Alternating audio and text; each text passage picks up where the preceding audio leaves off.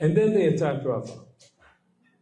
To me, that meant at that point that this whole operation was not simply about destroying Hamas and not simply about releasing the hostages.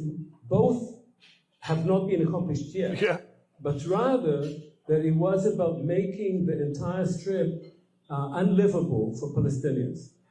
And if you looked back from there, you could see that what the IDF was doing is a systematic campaign that was not only fighting Hamas, not even only killing large numbers of people, but also systematically destroying universities, schools, mosques, museums, anything that could make for the life of a group as a group, and making Gaza, including its infrastructure, completely unlivable.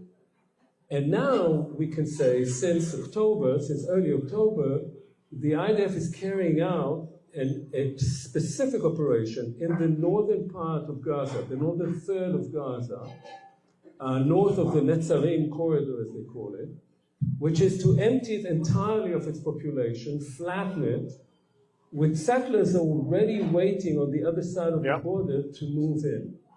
So in that sense, you can say now that this is clearly an operation whose goal is to destroy the ability of Palestinians to live in that area as a group.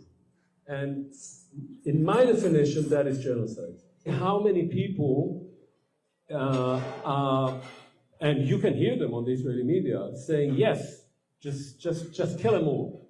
There are obviously a lot of people saying that. I don't know if it's the majority.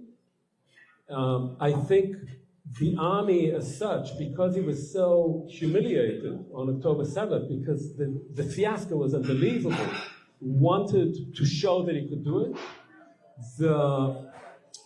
The composition of the IDF has changed tremendously since I served in it. Far more right-wing people, far more settlers, far more religious fanatics in it, among the soldiers and among the middle-ranking generals, officer corps. And so there is much more hate, much more brutality. But as I say, there is a large part of the public, and I suspect it's more than half, who are deliberately not watching. Now, if you watch Israeli TV, you wouldn't know any of this. It's simply not on Israeli TV. If you see anything about Gaza on Israeli TV, it's through the gun sights of an IDF soldier, and all you see through that are ruins. You don't see people. None of this is reported. But of course, you can get an app of Al Jazeera and watch it. It's not a problem. People choose not to know. The second question, for everyone who didn't hear it, was about Israeli media and politicians seem to be able to get away with saying more than you can say in the United States.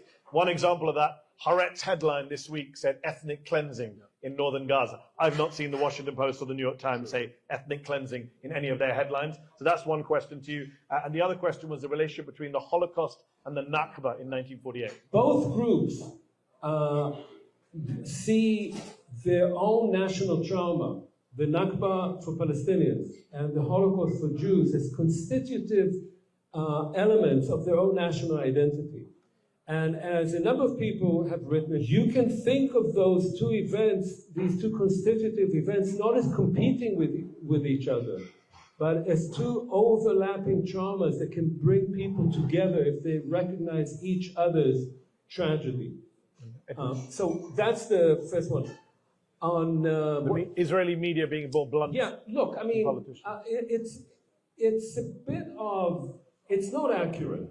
So yes, Haaretz has these headlines. This was a leader by Shoker in Haaretz and some other op-eds, but hardly anybody reads Haaretz. It's mostly foreigners who read Haaretz. In Israel, it hardly has any readership, but hardly anybody reads the Hebrew version of it, a local core. In Israel now, if you say things like I'm saying, then you're not really safe.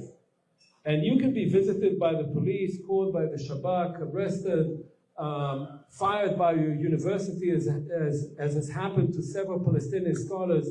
So, in fact, I can't believe that would ever happen in the Middle East's only democracy. Right.